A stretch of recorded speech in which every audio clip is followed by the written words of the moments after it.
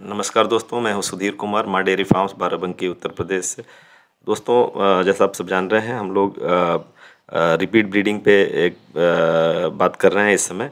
और हमने अभी पार्ट 1 में कुछ जिक्र किया है और उसी के कंटिन्यूएशन में पार्ट 2 है।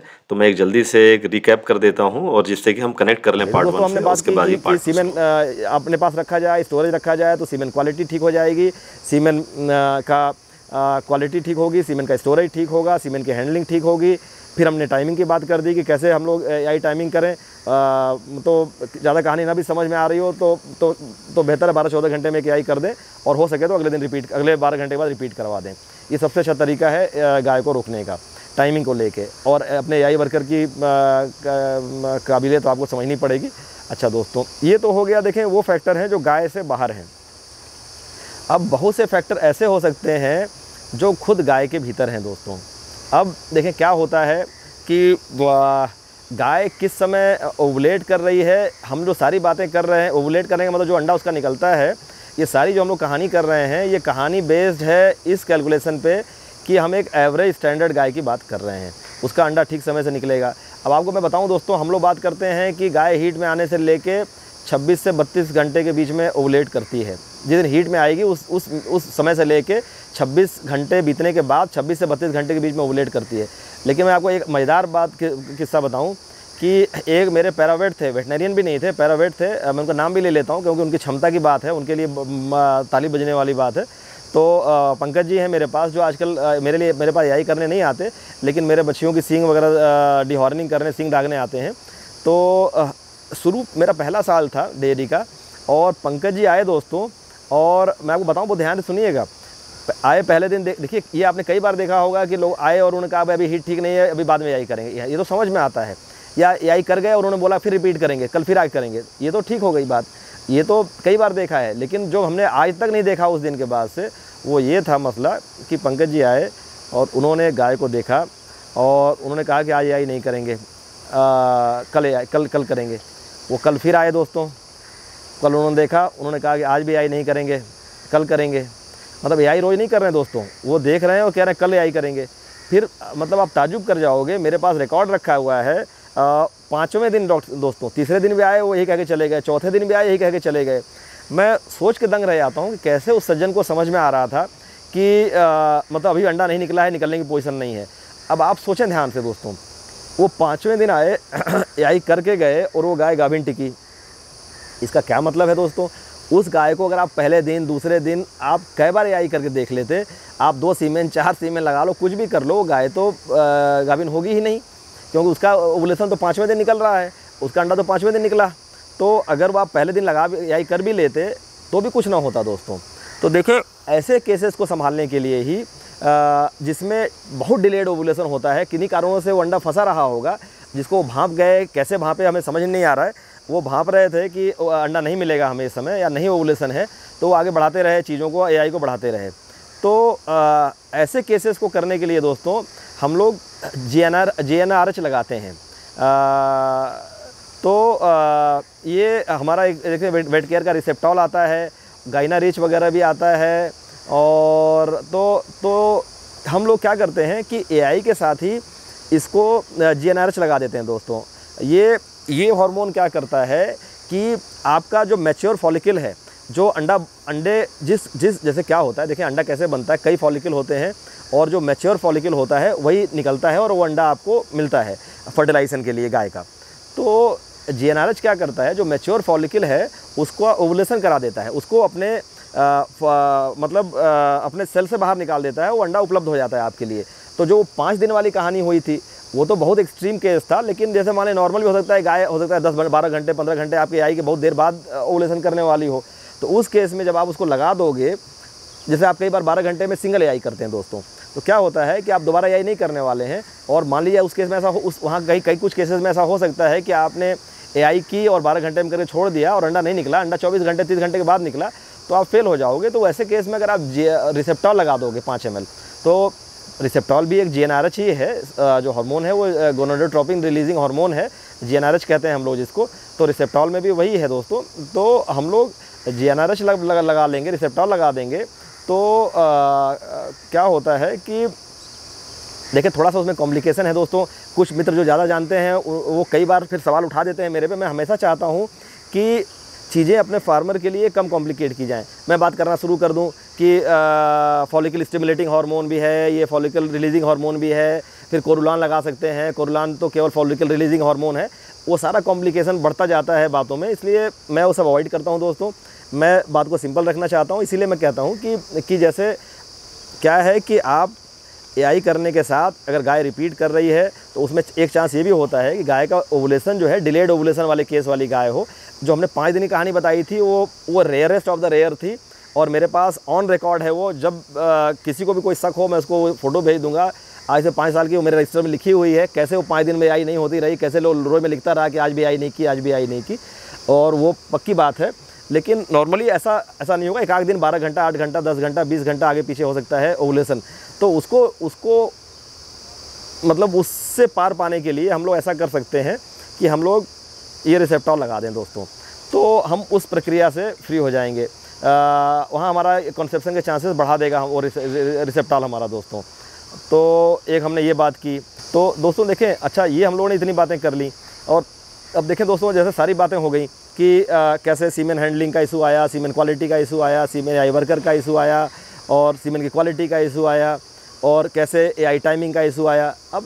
अब ओवुलेशन के टाइमिंग का मसला आया, कैसे रिसेप्टॉल लगा के हम उसको देखिए आता है फोर्स्ड ओवुलेशन है दोस्तों।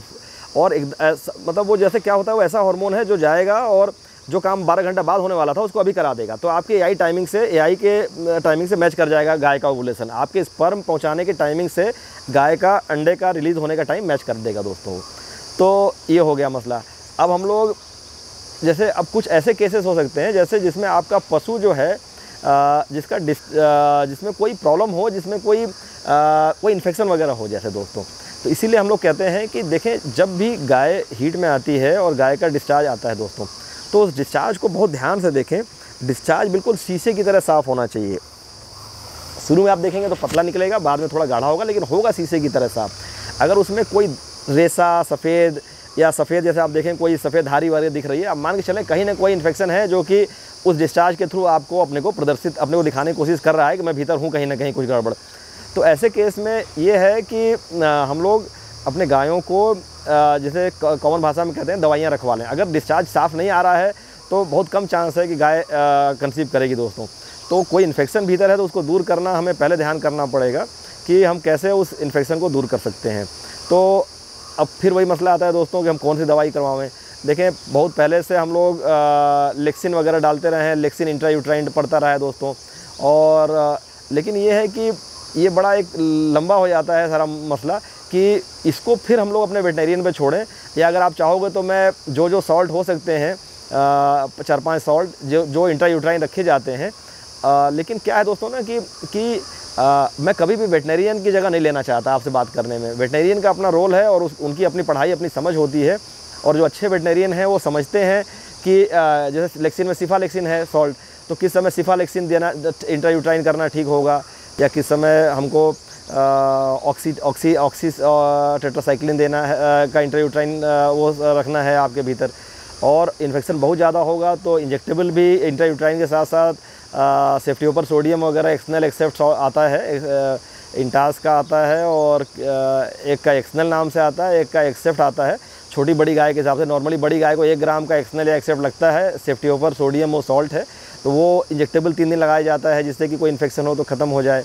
तो इसी तरह का जैसे आप अगर लेक्सिन वगैरह रखवाओगे तो वो 3 दिन लगवाना पड़ेगा। उसी तरह एक इम्पोर्टेड मेट्रिसेफ आता है, किट ही आता है वो, तो मेट्रिसेफ आप लगवा दोगे तो अगर हल्का फुल्का इन्फेक्शन है और बहुत अच्छा नतीजा देता है मेट्रिसेफ, तो आप मेट्रिसेफ लगा सकते हैं। और मेट्रिसेफ के लगाने के साथ एक फ़ायदा ये भी है कि मेट्रिसेफ लगाने के आप 5-6 घंटे बाद एआई कर भी सकते हैं, उसी हीट में भी एआई कर सकते हैं। अगर हल्का फुल्का इन्फेक्शन है तो मेट्रिसेफ लगा के और 5-6 घंटे बाद आप एआई आराम से कर सकते हैं, कोई प्रॉब्लम नहीं है।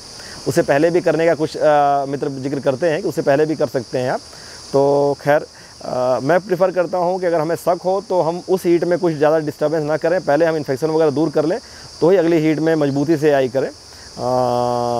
ऐसा मेरा समझना है दोस्तों। बाकी तो थोड़ा 19-20 सभी करते हैं, मैं भी कई बार ऐसा करता हूँ कि लगता है गाय लेट हो रही है, आगे गर्मी आने वाली है, अगली हीट आते आते अप्रैल चल रहा है, मुझे लगता है कि आगे मई आ जाएगी, जून आ जाएगा, गर्मी हो जाएगी, तो मैं फिर अपना उसी में मैट्रिसेप लगा के आई करने की कोशिश करता हूँ। तो मेरे हिसाब से दोस्तों हम लोगों ने काफ़ी बातें की। हम लोगों ने गाय से इतर जो फैक्टर हो सकते थे जो हमारे कंसेप्शन में प्रॉब्लम लाते हैं, जिसके कारण गाय, देखें क्या होता है, आप अगर पूरी प्रक्रिया को ठीक से फॉलो नहीं करोगे, किसी भी लेवल पे चूक जाओगे। इतने फैक्टर हैं दोस्तों कि फिर आप गाय को दोष देते रहोगे। हमने आपको 5 फैक्टर तो गिना दिए गाय के बाहर के, उसके बाद गाय के भीतर की बात कर ली। डिलेड ओव्यूलेशन हो सकता है, इन्फेक्शन हो सकता है, किसी उसके गाय के ऑर्गन में परमानेंट डिबिलिटी हो सकती है, परमानेंट गड़बड़ी हो सकती है जिसके कारण वो कंसीव ना कर रही हो, तो वो तो वेटनरी नहीं बता पाएगा कि गाय क्यों कंसीव नहीं कर रही है। उस कोई ऐसी प्रॉब्लम तो नहीं है जिसके कारण गाय में कंसेप्शन होना ही नहीं है। तो ऐसा भी हो जाता है दोस्तों कई बार कि कुछ और ऐसी प्रॉब्लम हो गई है जिसके कारण गाय कंसीव नहीं कर सकेगी। तो आशा करता हूँ दोस्तों कि जो हम लोगों ने डिस्कशन की लाइन पकड़ी है, जो डिस्कशन किया है, उससे आपकी ज़्यादातर जो आपकी रिपीट ब्रीडिंग की समस्या है उसको बहुत हद तक उसको कवर करना चाहिए इस डिस्कशन ने। और आप अगर सारी बातों को बहुत ध्यान से पकड़ें समझें तो आने वाले समय में आपकी रिपीट ब्रीडिंग की प्रॉब्लम कम होती जाएगी। और जितना आपके हाथ मेरे जो टॉपिक हमने जो एस्पेक्ट हमने डिस्कस किए हैं, उन एस्पेक्ट में जितनी आप मास्टरी धीरे धीरे हासिल करते जाओगे, आपका सीमेन का अपना होना, सीमेन का अपना सिलेंडर होना, सीमेन की क्वालिटी, हैंडलिंग, अच्छी जगह से अच्छे सोर्स से आप सीमेंट खरीदो, अच्छे से उसको हैंडल करो। अब अच्छी जगह अपने लिक्विड नाइट्रोजन मेंटेन करो, अपने पास रखो, अच्छा एआई वर्कर रखो, उनको सही टाइमिंग, उनको भले चार्ज आपको ज़्यादा देना पड़े, लेकिन अपने टाइमिंग के हिसाब से उनसे एआई करने की रिक्वेस्ट करिए कि आपके समय पे एआई करें। अगर लग रहा है कि अगले टाइम आएंगे, लेट हो जाएंगे, तो 12 घंटे पे एआई कराइए, फिर रिपीट करिए। गाय अगर उसके बावजूद भी रिपीट कर रही है तो रिसेप्टॉल लगा के एआई कराइए। तो और उसके बाद भी अगर कहीं कोई डिस्चार्ज वगैरह, फाउल डिस्चार्ज, कोई गंदा डिस्चार्ज दिख रहा है तो इंट्रायूट्राइन ट्रीटमेंट कराइए, कोई इंजेक्टेबल से हो चाहे इंट्रायूट्राइन ट्रीटमेंट से हो वो करिए। तो दोस्तों ये सब फैक्टर हैं, ये सब आप करिए ध्यान से। तो आशा करता हूँ कि आपको आने वाले समय में बेहतर कंसेप्शन मिलेगा। तो ये रही बात दोस्तों। अगर कुछ आपको सवाल जवाब और रहते हैं तो मुझसे बात करिएगा, मैं कोशिश करूँगा आपके अगले वीडियोज़ में फिर आपको जवाब देने के उसके। तो फिर मैं वही कहूँगा दोस्तों, अगर आपको ये वीडियो अच्छे लग रहे हो तो आप लाइक शेयर करते चलें, ध्यान देके करते चलें दोस्तों। आपके लाइक शेयर मोटिवेशन से मुझे पता चलता है कि आपको वीडियो अच्छा लग रहा है। मुझे प्रयास करना पड़ता है आपके लिए, मेहनत से, ध्यान से, सोच समझ के बातें करनी होती हैं। और एंड में दोस्तों मैंने एक छोटी सी वीडियो क्लिप लगा दी है आपके लिए, तो साइलेज हम लोग तैयार कर रहे हैं उसको। और ये दोस्तों मैं जिक्र करता चलूँ, मैंने रिपीट ब्रीडिंग पार्ट 1 में एक विजय कुमार गौर जी मित्र हैं, उनको देखा है। एक आग और कमेंट मैंने देखे, नाम भूल रहा हूँ। इन लोग ये जानना चाह रहे थे कि अगर हमारी गाय 5-5 दिन हीट में रहती है तो क्या किया जाए। दोस्तों देखिए, इस तरह का अनइवन हीट, बार बार हीट में आना, लंबा लंबा हीट चलना जनरली फॉलिकुलर सिस्ट में होता है। और फॉलिकुलर सिस्ट को के लिए बेस्ट तरीका है आप जीपीजी प्रोटोकॉल कर लीजिए। ये एक हार्मोनल प्रोटोकॉल है 0-7-9 डेज़ का। 0वें दिन पे हम लोग रिसेप्टॉल लगाते हैं, 7वें दिन पे हम लोग वेटमेंट लगाते हैं, 9वें दिन पे फिर 5 ml रिसेप्टॉल लगाते हैं, और हम लोग 10वें दिन एआई कर देते हैं दोस्तों। इसके कई थोड़ा बहुत वेरिएशन होते हैं, थोड़ा 19-20 करके लोग करते हैं इसको। कभी हम लोग इसको डिटेल में जिक्र कर लेंगे दोस्तों। और ये देखते हैं दोस्तों, ये पिट लगभग देखें अभी ऊपर तक भर गई है। और फिर ठीक है दोस्तों, हम लोग अगले वीडियो में मिलते हैं, तब तक के लिए नमस्कार।